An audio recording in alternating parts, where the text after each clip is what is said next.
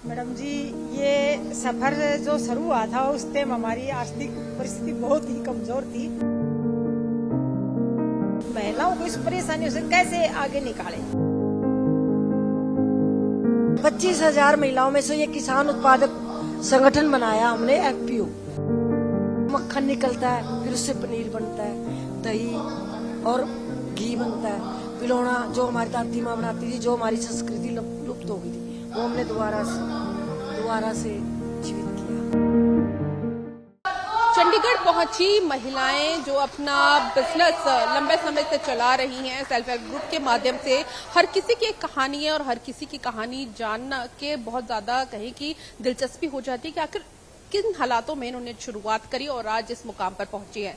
हमारे साथ महेंद्रगढ़ से यहाँ पर बनारसी जी हैं और उनके साथ उनकी साथी भी हैं।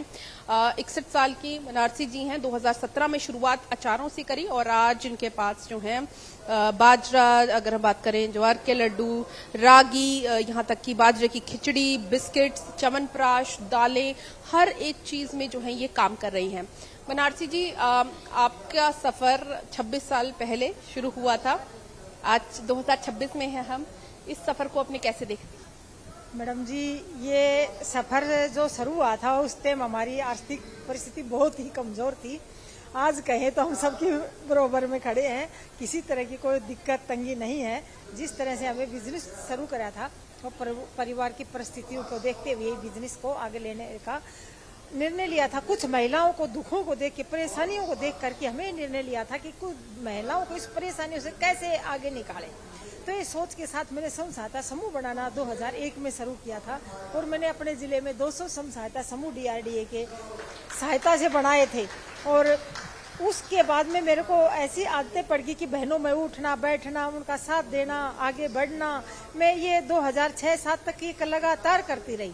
उसके बाद में मैं नाबार्ड से मिली और नाबार्ड ने मेरे को कहा कि आपने काम तो बहुत किया है, लेकिन ऐसा एक ग्रुप बनाओ ना जिसका नाम है। मैंने कि सर मैं भी यही सोच रही हूँ कि काम मैंने बहुत किया है लेकिन कोई नाम नहीं है। तो मैंने ये जो प्रगतिशील टैगोर स्वयं सहायता समूह है ये इसलिए बनाया था कि इसमें काम के साथ हमारा गांव का, जिले का नाम हो। और आज मैडम वो हो रहा, पूरा देश में प्रगतिशील टैगोर स्वयं सहायता समूह बवानिया का नाम पूरा देश में है, यहाँ के विदेशों तक नाम है गांव का। बहुत गर्व है इस बात के ऊपर।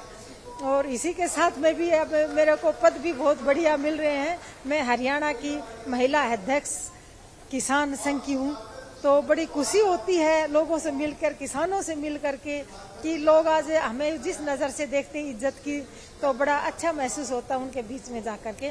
हमें गर्व होता है कि हमने महिलाओं के साथ खड़े हैं और खड़े रहेंगे। यही सोच है कि हर महिला को गरीबी से निकाल के ऊपर लेके आए और उनके साथ हम बने रहे। यही सोच है मेरी। आज मैं पैसे के पीछे नहीं भाग रही, अपनी बहनों के लिए काम कर रही हूँ।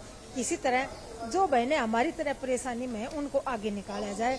हरियाणा जाते हैं तो गांव देहात में हम देखते हैं महिलाएं लंबा घूंघट डाल के अपने पशुओं का काम कर रही होती है या चारा या खेतों में काम कर रही होती है। उस परिस्थिति में से बाहर आना, परिवार को समझाना कि हमें अपना काम करना है, हमें हमारे अंदर हुनर है, हम बना सकते हैं। अगर हम अपने घर के लिए अचार बना रहे हैं तो हम दूसरों को भी खिला सकते हैं। ये सफर, ये छोटा सा जो एक कहे कि एक ब्रिज है, उसे दूर करने में कैसा किया? मैडम जी, जब हम महिलाएं इकट्ठी होती हैं तो जो ये चलन जो आप बता रही है आज से 40-50 साल पहले था, आज तो आज है, आज भी, लेकिन आज 100 में से 20% है। 80% महिलाएं इस प्रथा से दूर हो चुकी है, घूंघट निकालना बंद कर दिया है। जैसे कि समाज में हम काम करते हैं तो गांव के लोग भी आते हैं, बीच में बैठते भी और पंचायत के बीच में भी बैठ के हम बातें करते हैं। तो 80% इस चीज से भी महिलाएं बहुत आगे निकल गई हैं कि भाई घूंघट एक जो प्रथा थी वो बहुत पुरानी प्रथा थी, आज उसकी जरूरत नहीं। आज पढ़ी लिखी लड़कियां आ गई हैं और उनको हर चीज के बारे में नॉलेज भी है। भाई घूंघट क्यों निकाला जाता था, किस लिए निकालते थे पहले, तो ये सारी चीजें अब बहुत दूर हो चुकी। 20% आज भी हमारी जो बुजुर्ग महिलाएं वो बची हुई हैं, लेकिन वह नहीं सब, क्योंकि उनकी आदत बन चुकी है घूंघट निकालना, तो वह तो कौन निकालेंगे। लेकिन 80% आज की जो महिलाएं हैं वह घूंघट नहीं करती है। गाँव में भी इस प्रथा से भी महिलाएं बहुत, क्योंकि जिस महिला ने काम करना है ना, वह घूंघट निकाल के आगे नहीं बढ़ सकती है। आज आप देख रहे हो यहाँ महिलाएं ही हैं सारी, लेकिन किसी के हमारे सिर पे भी नहीं है। तो ये चीजें सारा बिजनेस का बाहर का प्रभाव है कि भाई घूंघट निकाल के कोई भी महिला आगे नहीं बढ़ सकती, वह एक गृहिणी ही बन के रह जाएगी। तो इसलिए हम महिलाओं को समझाए कि आपको काम करना है तो आप खुले में आइए और अपनी बात को रखने की ताकत रखिए। अगर हम पर्दा ही रखेंगे तो अपनी बात कैसे रखेंगे दूसरे के सामने। तो ये चीजें हम महिलाओं को बताई है और उन चीजों से भी महिलाओं को बहुत बाहर लेके आई है। जो आज हमारी फैक्ट्री की बात करें तो हमारे साथ 300 महिलाएं जुड़ी हुई है। तो हमारी फैक्ट्री में जो महिलाएं काम करती है तो गांव के लोग सामान लेने भी आते हैं, बात करने भी आए दूर दूर से लोग, लेकिन वो बेहिचक उनसे बातें करती है, चाय पानी करती है, बीच में बैठती हैं। तो इस तरह से महिलाओं को ये स्वयं सहायता समूह से जुड़ के या ट्रेनिंग लेने से बहुत प्रभाव पड़ चुका है। मैं कहती हूँ आज महिलाएं बहुत आगे निकल चुकी है बातचीत करने के लिए।